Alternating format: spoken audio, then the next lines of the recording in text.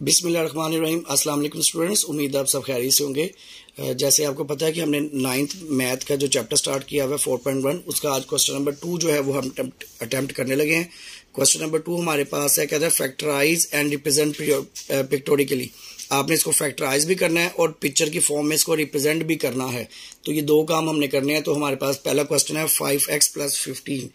5x + 15 पहले question की तरह आपने इनको कॉमन लेना है। कॉमन लेने का बड़ा सिंपल तरीका है कि 5 और 15 देखना दोनों सेम टेबल पे जाते हैं, बिल्कुल जाते हैं। 5 1 दा 5 है और 5 3 दा 15 है, तो इसका मतलब हम 5 को कॉमन ले लेंगे। x हमारे पास अंदर आ गया, 5 3 दा 15, ये हमारे पास आंसर आ गया। अब इसको हम रिप्रेजेंट किस तरह कर सकते हैं, ये वेरी सिंपल, कोई इसमें जो है ना लंबा चौड़ा काम नहीं है। आप एक बॉक्स बनाएं और उस बॉक्स को आप इस तरह से डिवाइड कर दें, क्योंकि ये मैं हाथ से बना रहा हूँ। तो इसको आप इस तरह भी कर सकते हैं 5x, और इसको 15 भी कर सकते हैं जो क्वेश्चन में हमें दिया गया है। उसके अलावा आप यहाँ पे इसको x कर सकते हैं, यहाँ पे इसको 5 कर सकते हैं, ठीक है, क्योंकि ये x है। और यहाँ पे आप इसको 3 कर सकते हैं, जैसे ये x + 3 आया हुआ है और ये 5 आया हुआ है, ठीक है। तो इस तरह से भी आप इसको रिप्रेजेंट कर सकते हैं। और ये वाली वैल्यू आपके पास यहाँ पे क्या बन जाएगी, x + 3 बन जाएगी, ठीक है। ये वाली जो आपके पास डायरेक्शन बन जाएगी, ठीक है। तो इस तरह से हम इसको रिप्रेजेंट करेंगे। हर क्वेश्चन में हम इसको इसी तरह से रिप्रेजेंट करेंगे।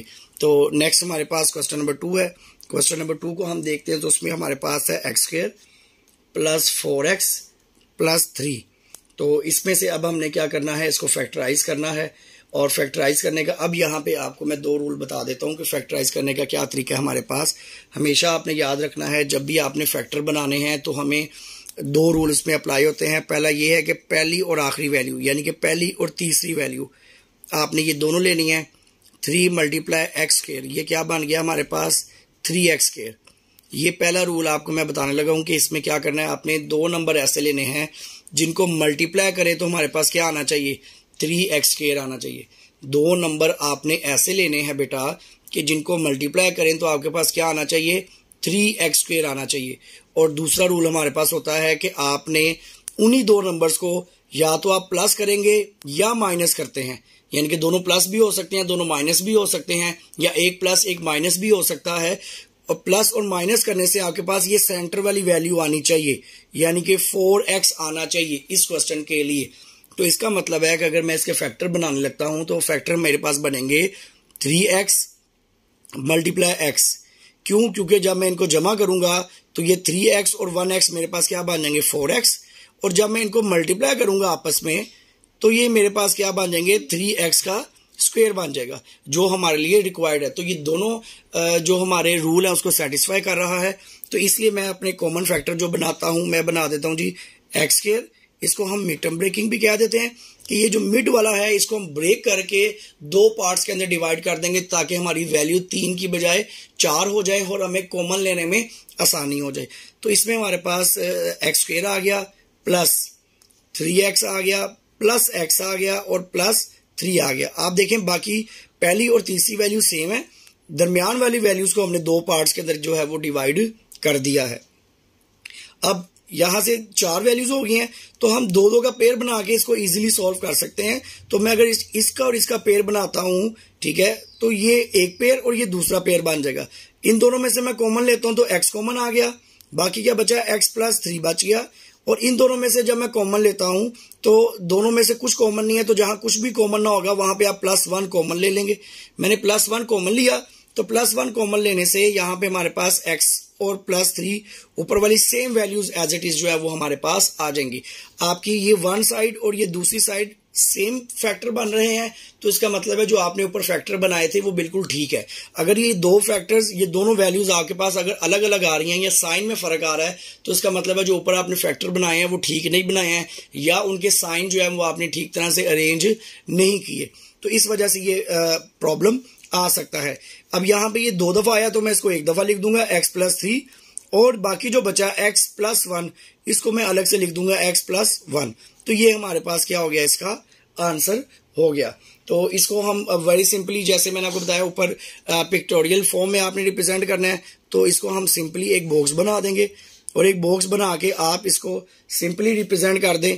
इस तरह से इसको कर देता हूं जी, जैसे पहले मैंने किया था। ये x हो गया, ये 3 हो गया, और यहाँ पे भी वही हो जाएगा, ये x हो जाएगा और ये 1 हो जाएगा। ठीक है, इसको आप एक्स स्क्वायर जैसे ऊपर था एक्स स्क्वायर प्लस 3x, और यहाँ पे x और आप 3 भी इसको कर सकते हैं।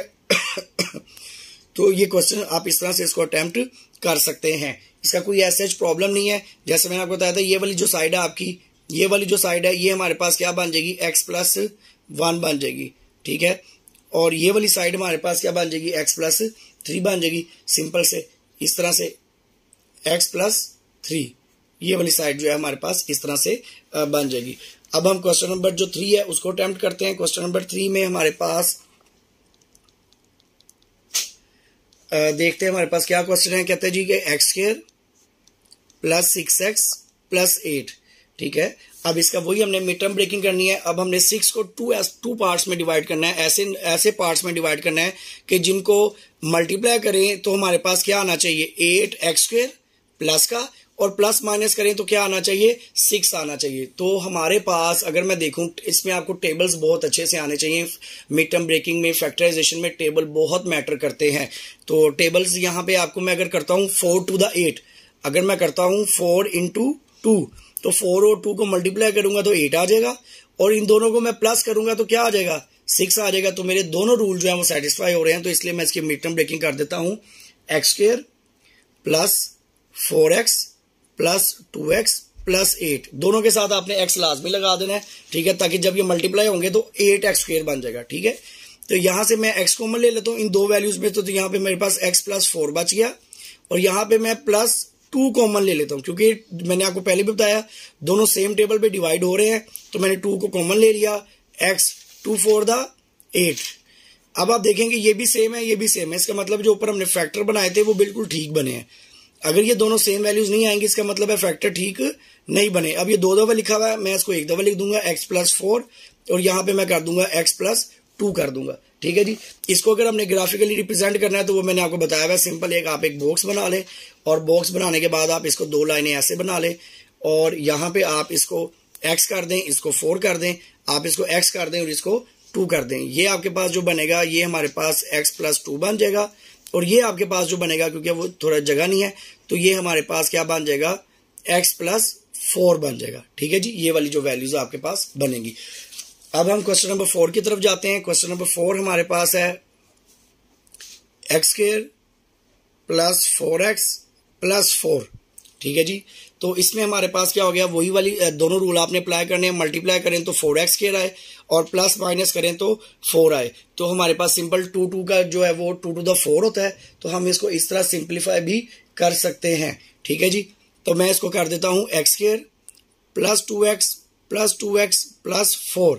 यहां से मैं x कॉमन ले लेता हूं, x प्लस 2 आ गया, और यहां से मैं प्लस 2 कॉमन ले लेता हूं, तो यहां भी x प्लस 2 to the क्या हो गया, 4 आ गया, दोनों सेम आ गए। ये आपके पास x प्लस 2 आ गया, और ये भी आपके पास x प्लस 2 आ गया, यानी कि ये 2 थे 1 दफा लिख दिया, अब ये 2 थे 1 दफा लिख दिया। अब ये सेम है, तो अब जो सेम होगा उसको आपको पता है हम इसको इस तरह भी लिख सकते हैं, x प्लस 2 का होल स्क्वायर, क्योंकि दोनों प्लस के हैं तो इसका होल स्क्वायर भी हम इसको लिख सकते हैं। ठीक है, हम इसको इस तरह से भी सॉल्व इजीली कर सकते हैं। और दूसरी बात, इसको एक और तरीके से भी जो है वो सॉल्व किया जा सकता है, जिसको हम अलग नाम देते हैं, वो इंशाल्लाह अगले क्वेश्चंस में आएगा, तो उसको हम देखेंगे। बाय फार्मूला भी हम इसको जो है वो स्क्वायर के फार्मूले से भी हम इसको सिंप्लीफाई कर सकते हैं। ठीक है जी, तो इसको अब ग्राफिकली अगर आपने रिप्रेजेंट करना है तो हमारे पास सिंपल वही मैंने आपको बताया, आप एक बॉक्स बना लें, और एक बॉक्स बनाने के बाद वही चीज़ आपने करनी है। यहाँ पे आपके पास x आ जाएगा, यहाँ 2 आ जाएगा, यहाँ x और यहाँ 2 आ जाएगा। ठीक है, तो सिंप्लीफाई आप इसको इस तरह से कर सकते हैं। ये हमारे पास क्वेश्चन नंबर 4 जो है वो इस तरह से कंप्लीट हो गया। इंशाल्लाह नेक्स्ट वीडियो में क्वेश्चन नंबर 3 जो है हम उसको अटेम्प्ट करते हैं। Thank you so much.